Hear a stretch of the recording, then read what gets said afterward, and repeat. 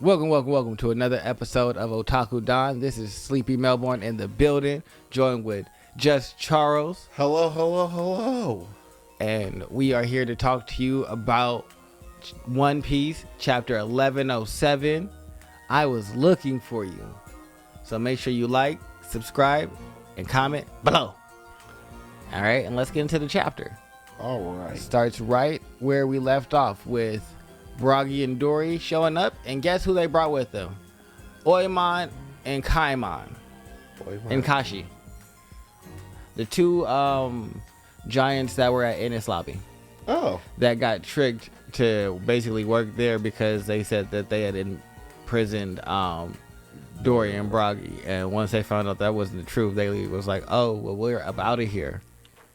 So they went and got Dory and Bragi off of Little Garden, which is probably how they all ended up on Elbaf to destroy Kid's ship, and then probably got the news along with Shanks about what was going on at Egghead, and now that's why they're here. Man, they're lucky.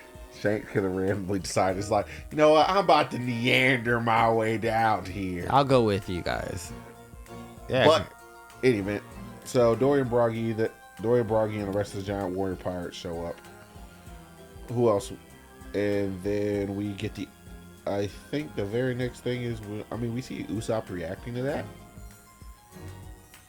He seems to be very pleased that the rest of his quote-unquote master showed up.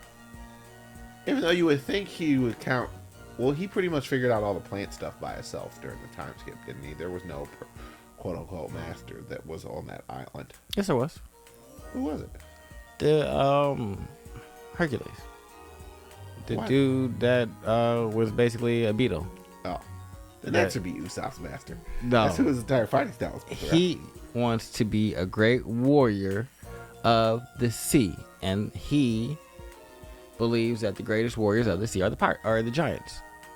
So, of course, once he met Dory and Bragi, those became his masters. And they are out here destroying all that they can, anything that's in their path. And so the Marines order all the small ships to be removed from around the island. Just take all the ships away regardless.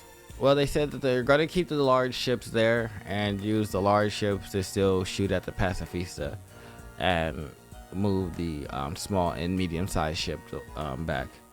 So I think they're still going to get wiped out by the giants. But we also see Brook being his normal crazy self. Yo. Talking about grab some tea as the Sunny is headed to flying off a cliff. I want to say, what is it? I feel like this is Atlas. I believe so. This is Lilith. This is Lilith. Lilith is evil. Okay. Or yeah, basically. Vice versa. And Atlas is Wrath. So yeah, Lilith is pretty upset that he has no idea how to stop it. So he's letting them know. She's telling everybody else that, hey, y'all need to figure this out. Because we're about to go off a cliff. Yep. And Jinbei's just kind of swimming like, man, sounds like things are getting kind of wild up there.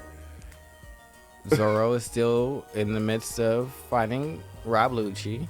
And It looks like they're just swinging consecutively at each other. It looks like, you know what anime filler looks like when you go to another team fighting it, and like in Naruto when you saw Team 7 fight while or Neji and all of that team fight while Naruto and Kakashi were chasing after the Dara.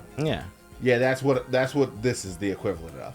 Yeah, they're just punching at each other in a very scripted, circular manner. Yeah, it's not going to change until Oda's ready to actually write Zoro fighting Rob Lucci. I really wanted him to off-screen Lucci, though. But as you said, that's never going to actually happen because Oda likes Lucci. Yeah, Oda likes Lucci, so anybody who's like, oh, he should off-screen him, that. It was bad enough that Luffy off-screened him the first time. Yeah, so it's like, he's not going to just, he likes Rob Lucci.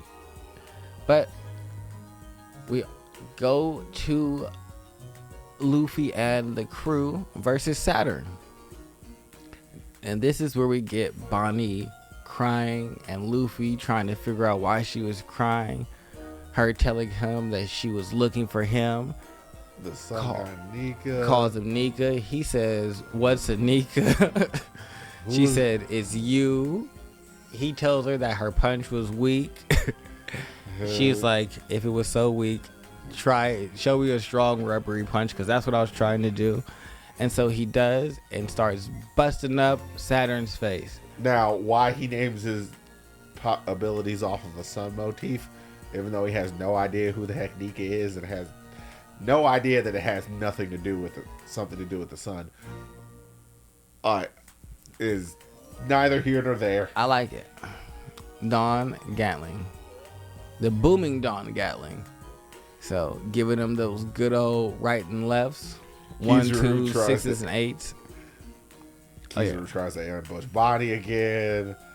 Apparently Sanji's is anti laser. Ambush. Yeah.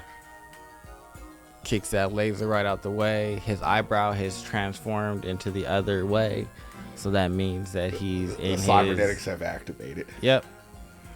So he's in his full Vega Vinsmoke form. And it looks like it's going to be Kizaru and Sanji and maybe Luffy. Yeah, I feel like Luffy should should probably suggest to go chase down Saturn and keep punching him. Well, Saturn's preoccupied with Van Augur and Katarina Devon. How did they even know that Saturn was ever going to get separated from them for them to be able to succeed in this mission? I don't think that they knew. I think that their plan was to take the appearance of the highest ranking person there and work their way up to getting to him. That's why she was like, "Oh, you a girl say came down to you made this mission real easy. Touch." You put this on easy mode for me, because I was probably gonna try to touch Kizaru. Go look on that. I mean, she was probably gonna have to touch a vice admiral, and then be on his ship when they're leaving, and like hand him something, and like stumble or something and tap him, and then boom, now I got Kizaru. So then I'm gonna turn into Kizaru and touch one of the girls, say, and then get up out of there, because I got Van Augur to warp me. So, but that's not what happened. She touches Saturn's leg, and they have a little bit of a conversation about Blackbeard and about Blackbeard's lineage and how he's special. And I want to know what his lineage is. I really do. Like, I'm tired of all the teasers. Like, this is one of the few like mysteries we still have inside of One Piece. It's very that's possible not the One that Piece. Blackbeard could just be some weird experiment from the past, from Saturn's past or something like that. No, I don't think it's Saturn specific. Because Saturn references he doesn't know why, like, Katarina Devon would follow him, subjugate herself to, and then she's like, "Oh, well, he's special. Oh yeah, that lineage. Yeah, I know about that." I think he's related to Rox. I don't know why that would make him special. Because Rox was the only one that was targeting the world government. I had the power and ability to. So it had to be something about him where even Roger and Garp had to team up to like take him down. So I'm like, if Blackbeard is his like descendant somehow, or like I think that Blackbeard has like multiple personalities, and one of them is Rox. Maybe.